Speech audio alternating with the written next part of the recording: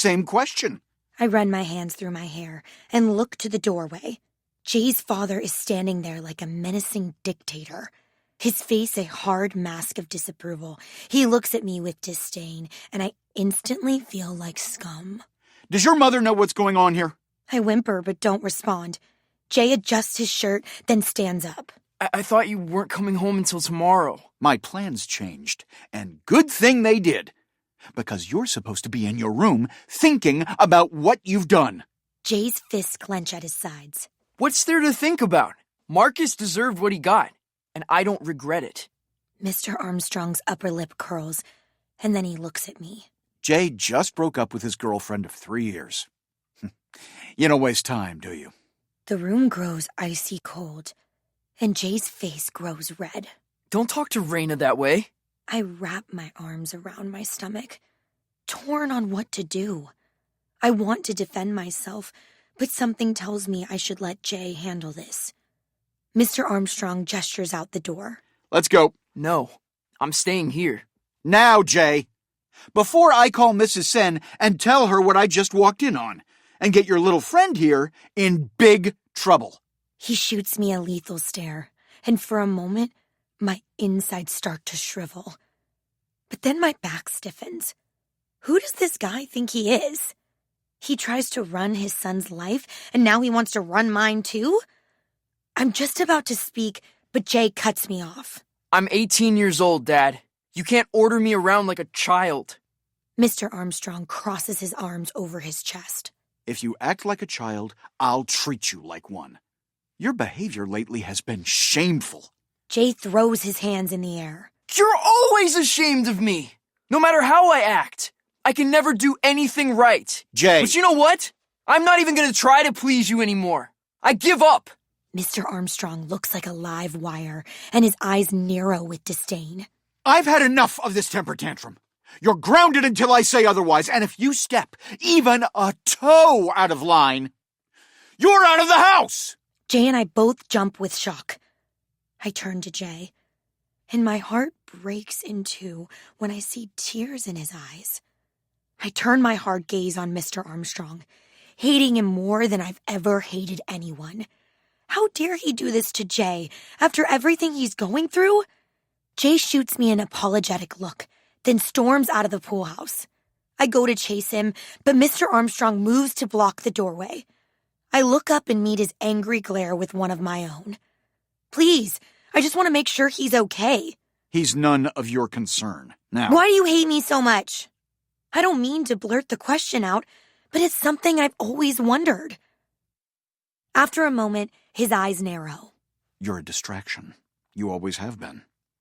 Jay needs to be focusing on school and athletics, not spending hours in this pool house writing nonsense. I thought he was over all that, but apparently not. His words enrage me. Have you even read his poetry? Do you know how talented he is? Why won't you let him be himself?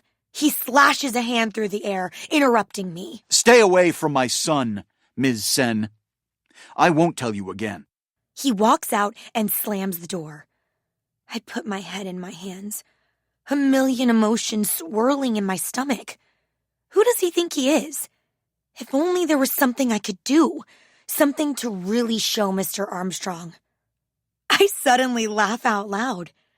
Mr. Armstrong may think he rules the school and everyone in it, but he isn't the one with the power. I am. I'm shivering with rage as I walk up to my old locker. I turn the lock, my fingers icy cold, and I'm just about to slip inside when a familiar smell washes over me. I turn to look at Shelley, who's opening her own locker. She looks at me once, then turns away. Hey, Shelley. How's it going? Her face tightens. Don't you mean smelly, Shelley? I cringe, and then gear myself up to apologize. She grabs a book, then slams her locker closed. You've changed, Raina. And not for the better. I watch her back as she walks away. I have changed, but since everything is finally going my way, I'd have to disagree. It is for the better. And I couldn't care less what Smelly Shelly thinks of the new me. I step inside my locker and gently close the door.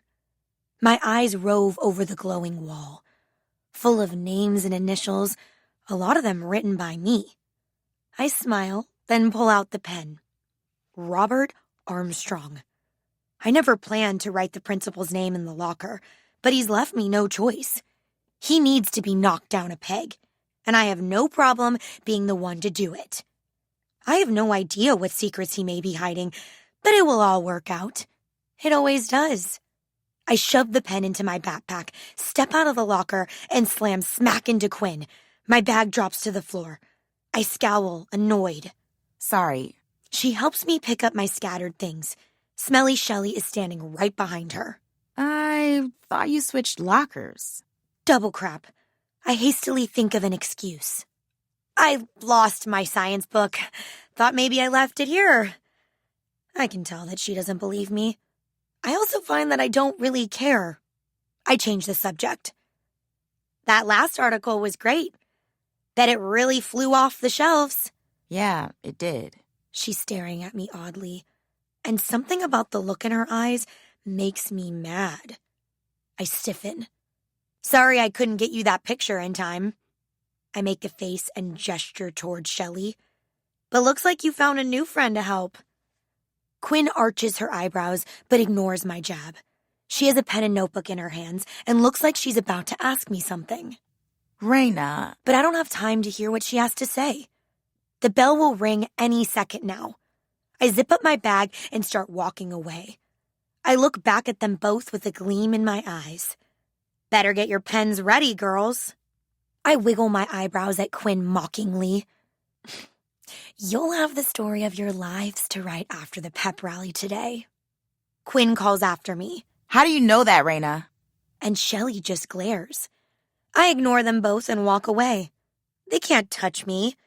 I rush to the gym, filing in past all the students. I search out Mr. Armstrong. He's standing with the interim football coach. Perfect. I head to the bleachers looking for Jay. I spot him sitting on the bottom row with a few members of the team. I want to be near him when this reveal goes down. He may need me. I make my way over and I see him looking left and right as if searching the crowd for someone. When our gazes meet, his shoulders settle, and my heart melts. He was looking for me. I haven't seen him since we had our kiss last night, and I was worried about how he'd react.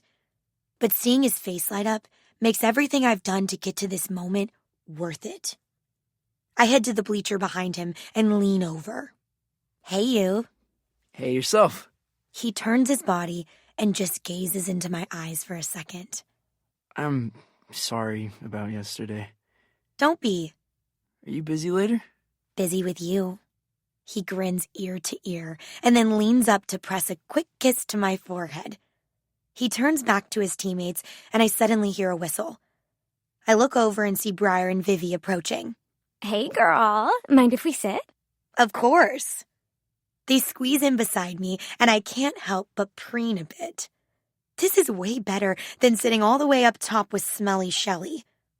The pep rally starts a few minutes later, and I see Mr. Armstrong getting ready to give the opening speech. Now is the moment. But how am I going to get him to look at me? I stand up in my seat, but I still can't get his attention. Raina? What are you doing? I catch eyes with Quinn as she walks into the gym with Shelly. I ignore her too. I put my hands around my mouth, then shout as loud as I can, interrupting Mr. Armstrong's speech. Woo! Go Tigers! He looks my way. Finally!